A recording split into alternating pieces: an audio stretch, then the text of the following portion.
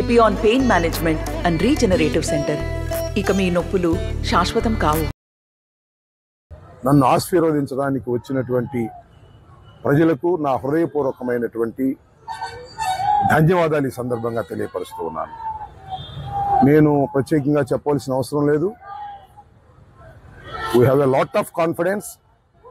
ఈ రాష్ట్రంలో 175 సీట్లు కూడా గెలుచుకొని మళ్ళా తిరిగి వైఎస్ఆర్ కాంగ్రెస్ పార్టీని అధికారంలోకి ప్రజలు తీసుకొస్తారనేటువంటి పూర్తి విశ్వాసంతో మేము ముందు కదులుతా ఉన్నాం.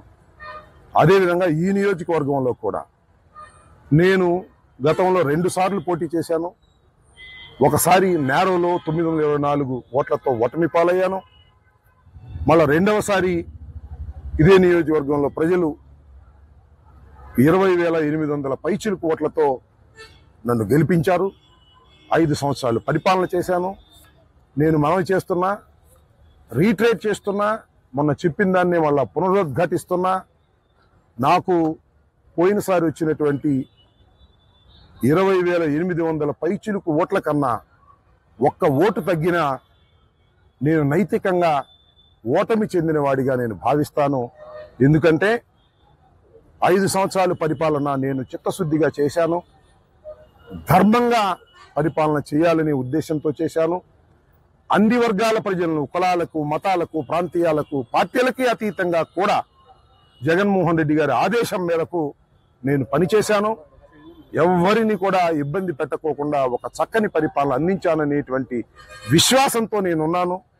ప్రజలు కూడా నన్ను అదే విధంగా చూస్తున్నారు.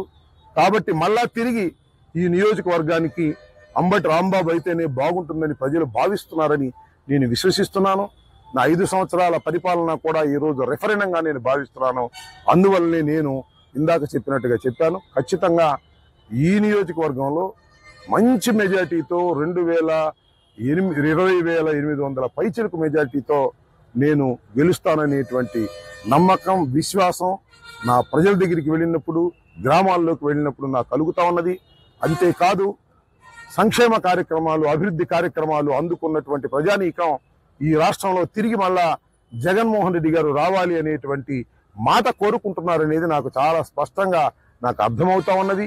కాబట్టి మళ్ళా తిరిగి ఈ రాష్ట్రంలో జగన్మోహన్ రెడ్డి గారి అధికారంలోకి రావటం ఖాయం.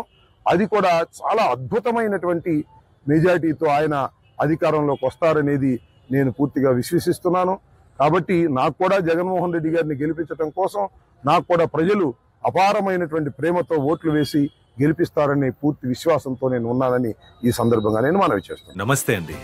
ఇది వ్యాపారం గురించి కాదు, ఓటు గురించి. ఎన్నికల్లో ఓటు వేయడం మన హక్కు మాత్రమే కాదు, కర్తవ్యం. ఎంతో మంది మహా నేతలు శ్రమించి ప్రాణత్యాగం చేసి ఈ అవకాశాన్ని మనకిప్పించారు. అందరూ ఓటు వేద్దాం. ఎందుకంటే ఓటు హక్కు ఊరికే రాదు. నా ఓటు ఎవరికో తెలుసా?